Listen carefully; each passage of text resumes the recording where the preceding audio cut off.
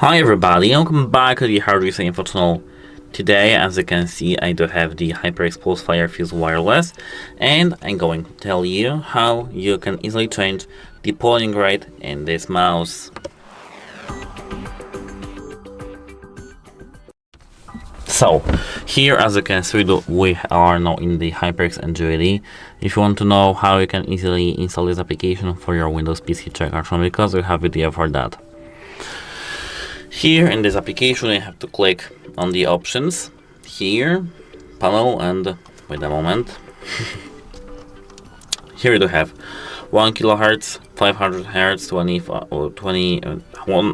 250 Hz, and 125. To switch, we just have to click on each.